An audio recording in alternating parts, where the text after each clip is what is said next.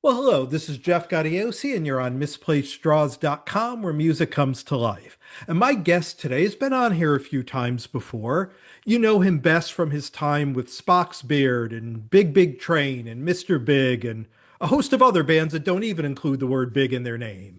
But he's here today to talk about the reimagining of a record he did celebrating the iconic Lamb Lies Down on Broadway. The project is out November 28th, and it's called Rewiring Genesis, a tribute to The Lamb Lies Down on Broadway. Please welcome Nick DiVirgilio. Welcome back, Nick. Thank you, sir. Good to be here. So, in order to talk about this record, I think we need its whole history because it goes back to 2008, the original release. Yeah. So, talk a bit about what originally led you to do this record and who worked with you on it. It's a strange story, but and it involves a few glasses of wine, but that's kind of starts. So my partner on the record is named Mark Hornsby. He's a recording engineer. I've made a ton of records with. He's the reason I went to work at Sweetwater all those years, and and we met in the '90s doing stuff. And he lived in Nashville at the time. Yeah. Well, at a NAMM show, I forget what year this was, but at a NAMM show, which is a big music convention that's held every year for music industry stuff, if you don't know. We were hanging out after the show one at a bar and drinking some wine, and Mark always came up with crazy ideas of stuff to record. And one of his crazier ones was, and I'm sort of paraphrasing now. I think this is how it went. What if we recorded the colony of Slipperman in a bluegrass style? Now he says he never said bluegrass. He said country. I still think he said bluegrass. However it works, I said, yeah, let's try it. Why not? Let's do something crazy. And that was the start of it. And somehow we convinced a bunch of Nashville musicians who never heard the music before to come into the studio and record the song. One of the craziest songs on the Lamb, of Yeah. course. And it was magical, man. It was incredible how it turned out. Our friend John Hinchy, who is a trombone player and an expert music arranger. I mean, he knows how to arrange for full orchestra all the way down to a funk horn band, that kind of stuff. He transcribed all of the music for the whole record, and then Wow. also arranged all of the parts. So you know, he arranged piano will play here, oboe will play there. I mean, that really kind of stuff you really have to know. And he did such a great job. And so he's the one that charted out all the music. We got together with these players. They listened down to the song, going, "What? Oh, okay, let's try that." And then we went for it, and that was the start of the whole thing. And I love that it's similar, but it's different. Those arrangements, like the Grand Parade of Lifeless Packaging, I love that arrangement and the vocals in it, the horns and counting out time.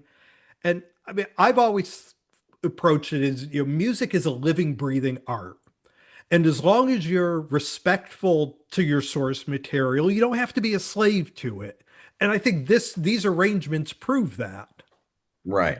Yeah. Well, to me, it's one of those things. Once I really got, I mean, listen, I was a fan of the record. It's one of my favorite Genesis records, literally. They were my favorite. If anybody who knows me, they know that they were my favorite band, and Phil was my favorite drummer, all of those things as a kid. So I really knew this record inside and out. And once we got into doing this thing, I realized that even though the songs sound difficult, it's really just really cool songwriting. And a lot of it is very bluesy in Yeah. its core, not as hard as it sounds, just creative. The way Mhm. Tony Banks does chord changes and stuff like this is just very interesting. It's not like it's super difficult, if you're into the music thing and you kind of know what's going on. But I mean, it's just super creative, and it lends itself to these different sort of interpretations. We didn't want to change the whole thing up. We just wanted to see if we could mess with the sound a little bit and see how. And the funnest part was having these players who are literally real expert musicians. They play every day in the studios in Nashville, all kinds of stuff. They're expert readers. You put a chart in front of them, they just read the music without hearing. I mean, really top level stuff.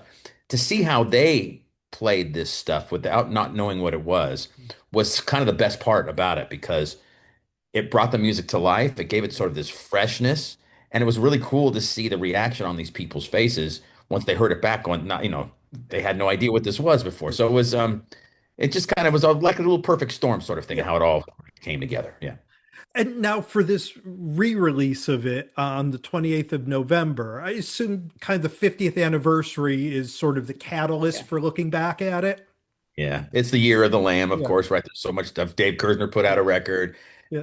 I'm on the road with Steve Hackett, and he's promoting the Lamb, of course, and Genesis put out their box set. So it was the right time to sort of do it, and it's been on the shelf. The story goes is that we released it in 2008, and it's sort of we hit some bumps in the road with the company that put the record out, Mm. and it just sort of disappeared and sat on the shelf for a long time. And I've really wanted it to come out for an awfully long time.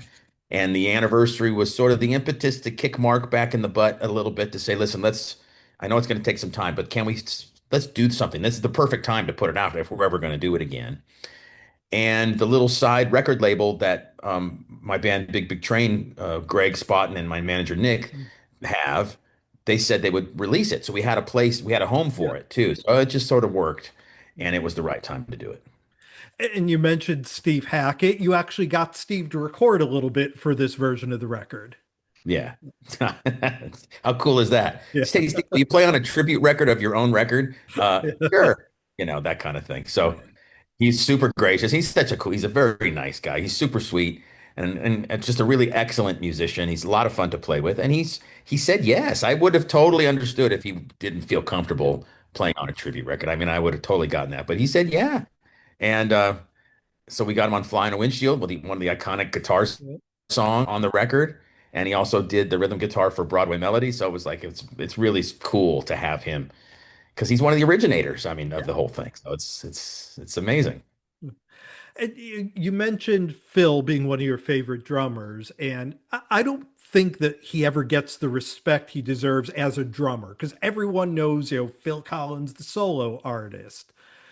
But talk a little bit about his work on this record and A, how it influenced you when you first heard it, and B, recreating some of those parts now. Well, Phil was, in my opinion, Phil was at the top of his game. I think he's getting more, as he's an older guy now, he's kind of retired. I think there's more stuff online, at least putting out his abilities as a drummer back in the day to a younger audience. I think he's Yeah. getting a little more respect than he did. At least in the drum world that I'm sort of in all the time. There's a lot of drummers that know of what Phil used to be able to do, for sure. To me, he was one of the best ever. He really was. He was my favorite and a super big inspiration to me. And one of the big reasons why I wanted to be a drummer in the first place. So he was just on fire. They all were, they were young. They were in their 20s. That's kind of prime time for a lot of musicians and stuff like this. And they were super creative. And in the 70s, you could make crazy music and still sell records and all that kind of stuff. So the business was also different. Um, and he had a style he was like a funk R&B drummer because he loved R&B music and soul music. He had that sound and vibe in his playing, but playing progressive rock. Yep. So it was a great mixture because he had backbeat and pocket and soul to his playing that's what really appealed to me because I love funk drumming and I'm into all that kind of stuff. Um, and his style is just it fits progressive rock in such a cool way because there's a real groove there, and there's others that have done it for sure, but he was my favorite at it. And then his parts on the record are super creative. Some are very simple, just him playing a regular straight rock beat, that fits. And then when he gets into the harder stuff on In the Cage or Riding the Scree or some of the other crazier ones, Slipperman, for instance, they're just super creative drum parts. And they're parts that I don't think in all the interviews that I've heard him talk about his drumming style, he never really knew what he was doing. He just sort of did it. It just sort of came out and he could kind of explain it, but not really well, not in a technical sense, at Yeah. least. Um, so it's just that's one of the greatest things about it is because it came right out of his body and it's natural.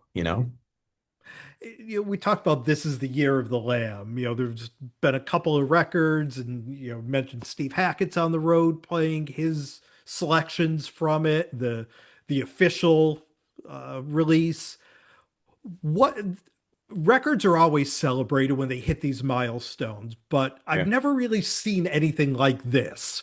This whole year, every time you open up a music magazine or go to a page, there's something on this record. What do you think it is about Lamb Lies Down on Broadway that literally has registered with everybody and not just the progressive rock crowd? It's morphed into the classic rock crowd as well. Mhm. Well, it's a classic record. It's when when concept records could be done in a way that appealed to more of the masses than just the prog heads. It, it's Peter Gabriel's last record with the band. There's a lot of these little nuances in the history that I think um, is good storytelling this many years later. You know.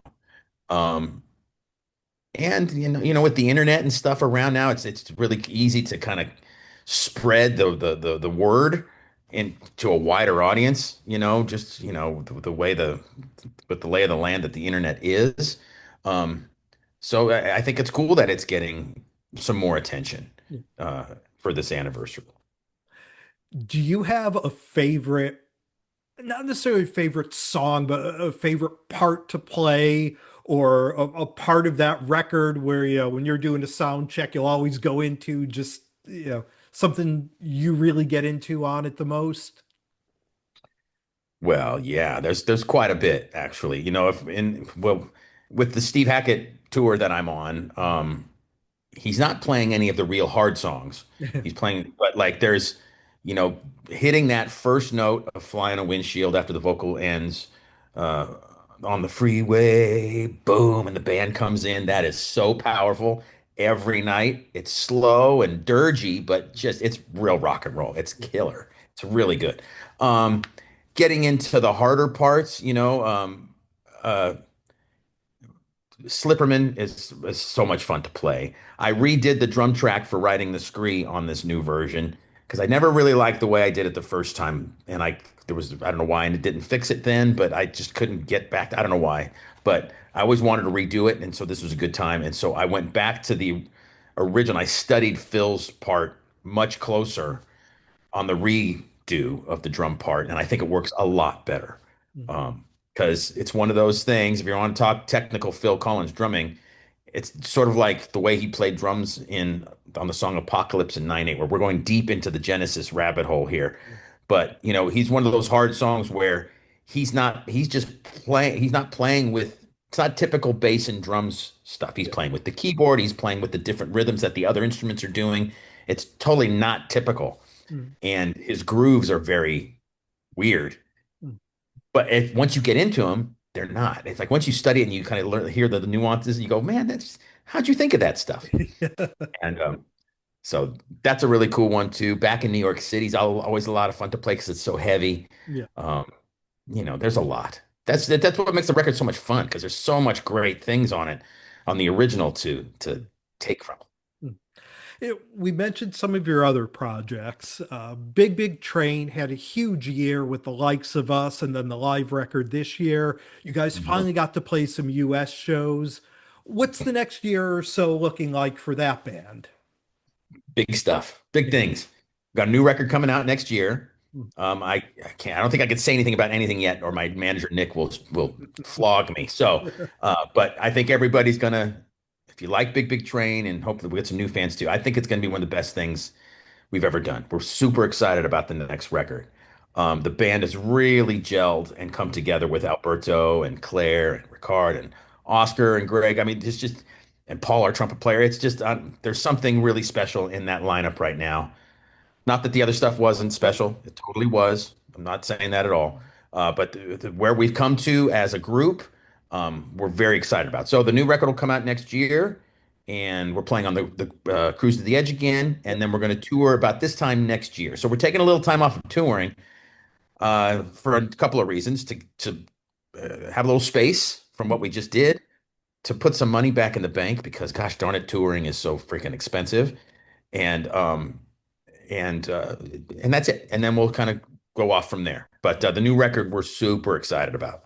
I can't wait. I love the last record. And I agree with you. I mean, I've always been a fan of the band, but I think there was something about this version of the band that really struck deep. So I'm looking forward to getting some new Cool. music from it. All right. And now it's also been a minute since we had a DiVirgilio Morrison Jennings record Yep. out. Will we be seeing a third one of those? I think so. Yeah, Neil and Ross has already given us a few demos, Mhm. which is cool. And I know Neil's been doing his Morse Fest, so we're Yeah. starting. It's like a little busy period. I think we're all totally up for making a third record. So hopefully, we just need to find some time. So I wouldn't be surprised if we got into this sort of at the beginning part of next year to start working on another one. Mhm. And are there any other projects, anything new you're working on, or just kind of bringing together all the stuff that you've been involved with? Well, that's a big part of it, but I am working on new Nick solo stuff as Yeah. well. I'm working for Gretsch Drums now, so I got that as a side gig, doing a lot of content for Gretsch. And so, yeah, life is busy for Yeah. sure. But musically, excuse me, musically, Big Big Train's the number one. I'm ending this year on a super high note touring with Steve Hackett, so that's just a great bucket list thing to be doing. Super excited about doing this. And then we'll get on a Big Big Train next year, some solo stuff, and then hopefully another Nick, Neil, and Ross record as well. Yeah. And speaking of, you mentioned Morris Fest and Nick and working with Neil, Spock's Beard has a new record coming out with their current lineup. And, you guys have all sort of played together in various guises over the years. And, there were some brief Morse Fest reunions. Do you ever see sort of the original lineup of that band doing anything substantial, or maybe again, just kind of a Morse Fest here or there? I don't know. I don't think Yeah. so, and I'm not saying that to be Yeah. negative. I just don't. We definitely live in different places, and it's one of those things Yeah. that it would have to be really thought of and coordinated. If anybody can do it, Neil can. He's always up for coordinating crazy things like that. So I would never say never. Yeah. I love those guys. I wish them all the best. I think their new record is cool too. Mm. So I mean, if something can come together, that'd be fantastic. Yeah. Well, we've been spending some time here with Nick DiVirgilio. The project is called Rewiring Genesis, a tribute to The Lamb Lies Down on Broadway. It's out everywhere November 28th, and it's just a fresh, really cool take on this classic record. And I think your arrangements and the performance on this record really underscore the writing around it, which is a very cool thing. So it's a great record. Best of luck with it, Nick, and hopefully we'll catch you again soon. Cool. Anytime. Thanks so much for having me and shedding some light on the record. I really appreciate it. You got it, my friend. We'll talk All soon. right. Yep. Cheers.